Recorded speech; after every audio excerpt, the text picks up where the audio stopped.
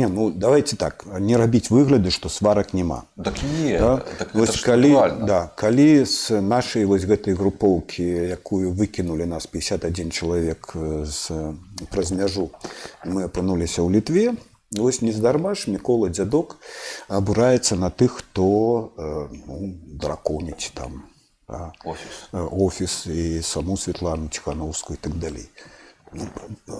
Давайте постараемся, прыпрымем намаганне, каб зразумець, што яны робяць, чаму яны робяць менавіта так, а не інакш, а што б вы рабілі на яе месцы, усе гэтыя рэчы. Да? І толькі праз разуменне сітуацыі другога, іншага чалавека, іншага дзеяча, да?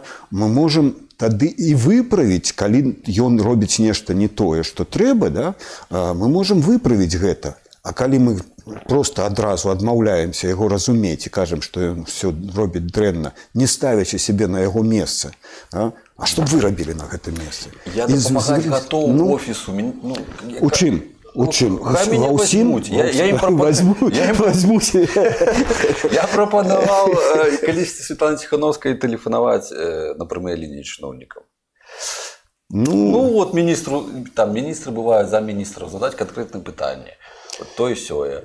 Ну, может быть, это не функция офиса, это можно зарабіць неякі іншым чынам. Да? І, напэўна, трэба рабіць, это можна абмеркаваць як ідэю. Да? Не хочуць. Хто не хоча? Яны не хочуць. Яны. Навошта прымушаць кагосьці рабіць тое, што ён не хоча. А калі, зноў жа, прапанаваў. Яны не хочуць, можа быць, ёсць тыя, хто захочуць гэта рабіць. Да? Пад гэта можна знайсці пэўныя рэсурсы і так далей. Да? Калі гэта вартая ідэя, хто-ніхто можа падтрымаць. А калі мы просто патрабуем ці прапануем, а вось вы зрабіце нешта такое. Я ж дапамагаць хачу. Я ж хачу это курировать.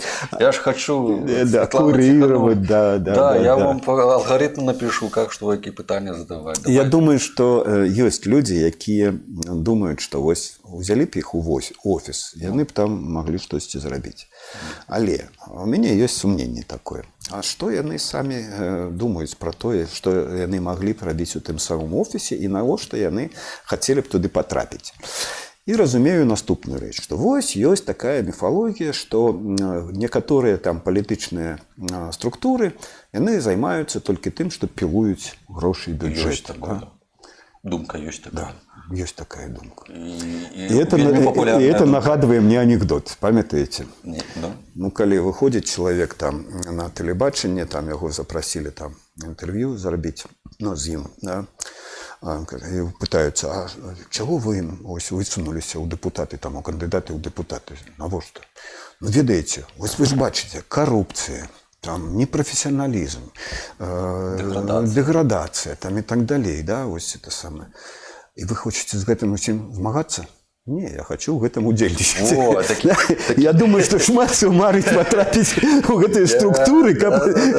Абсолютно правильно. Абсолютно. Хочу прикоснуться ко власти. Да. Люблю я такое. Давайте скончивать. Шмат што можна рабіць і не ўваходзіць у офіс, ці кудысьці. Вот вы говорите мириться. Тот сам Сергей Тихановский не может со Светланой помириться и с офисом домовиться. Вы кажете договориться. Вот. Ну, я не разумею, что там, у чым там причина конфликту ці непаразумення. Потому что Сергей лидер. Одиночка, лідер-одиночка. Да, я таксама ведаю шмат людзей, якія вельмі добра ведаюць, што рабіць. Да? Яны там прэтэндуюць на лідарства там, і так далей. Калі ты лідар, пачынай з невялічкіх перамогаў. Ствары там сваю арганізацыю, запусці сваю кампанію, дасягні нейкай мэты. Ну, пад'езд – это одна справа. Да? То есть, есть розныя накірункі дзейнасці.